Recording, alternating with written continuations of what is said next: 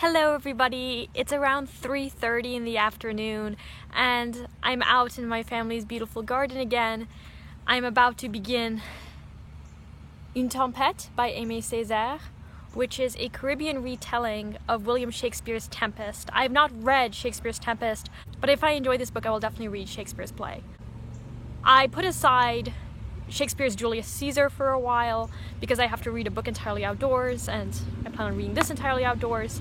So I want to make sure I finish the book before sundown. So we are now reaching the finish line.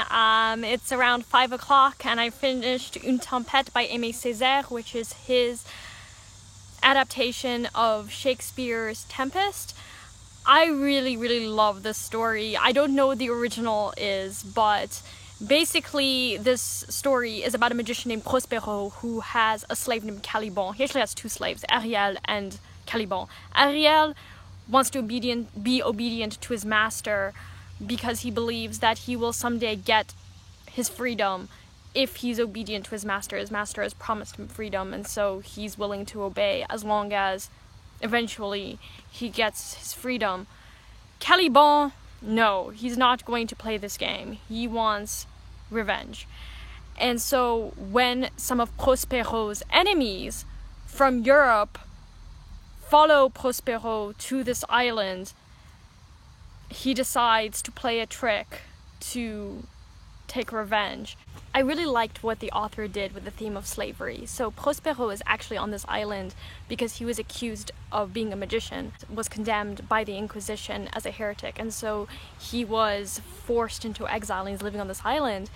But in a way he's subservient to people still, and he's constantly trying to assert his authority on this island. He is being pursued, and so in a way he's a slave to the European powers. So I thought that was a really interesting way of exploring the question of servitude, but I really liked the character of Caliban. He's just a great character. I was looking at some Goodreads reviews of this book, and there were people who were really upset that this book is so political, but slavery and the question of racism is always political. I mean, it is political, and so Césaire is unapologetic about that. I think that this was a really nice play. I don't know how it compares to Shakespeare's, but I gave it 4 stars, so I thought it was really good. So now I only have one more play to finish, and that's Julius Caesar by William Shakespeare. It's hot, so I had to go back in, but I have a few other thoughts about Une Tempête. I think it's interesting that people fault Aimé Césaire for retelling a Shakespeare story, because Shakespeare retold older stories. A lot of his stories weren't original, so they were retellings anyway. And it is quite telling that it's only when people start discussing racism or slavery that suddenly it's so problematic that the book is political. Anyway, it just was so annoying to see that being the criticism. I mean, if you don't like how it's written or you don't like the characterization or whatever, that's one thing.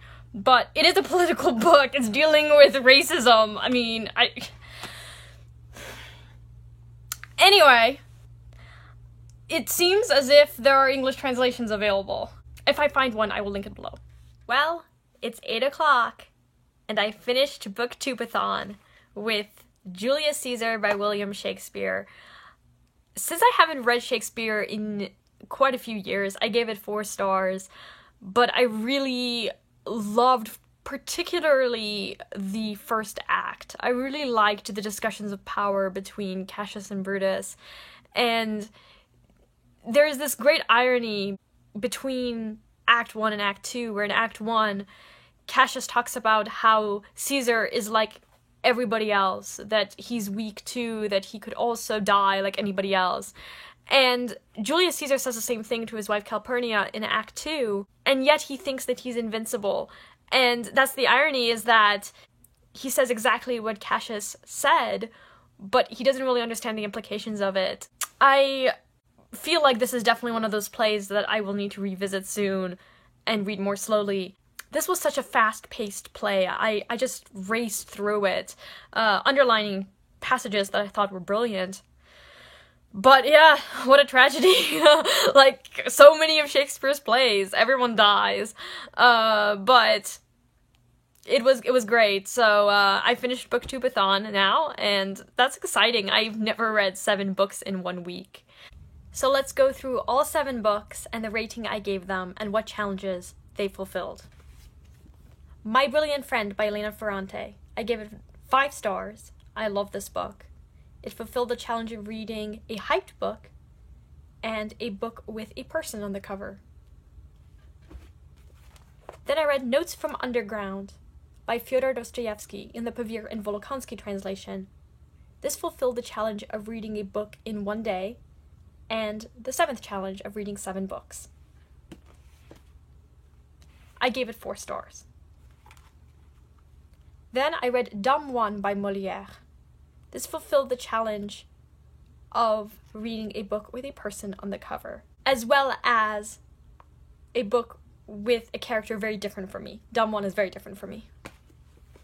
Then I read L'Immoraliste by André Gide. I gave it 3 stars. This fulfilled the challenge of reading a book that I chose because of its cover, and also reading a book with a character very different from me, because Michel is different from me. Oh, I missed Midnight Magic by Avi. I also read this earlier. This I gave 2 stars. I didn't like it. But this definitely fulfills the challenge of a book that has a beautiful cover and a person on the cover, and I read it in 1 day. Then I read Une Tempête by Aimé Césaire, which I read entirely outdoors. I gave it 4 stars, and the character of Caliban is very different from me. And finally, Julius Caesar by William Shakespeare, which I gave 4 stars to. There's a person on the cover, it's a beautiful cover, I read it in 1 day, and that's it. Let me know how your Booktubeathon has gone, and what your favorite book was. And I look forward to doing it again next year. I can't believe I read 7 books. It's crazy. But anyway, I'm not giving up on reading. I have other books I want to get to. So, oh well. While I have the time, I will read as many books as I can. I'll see you later. Bye now.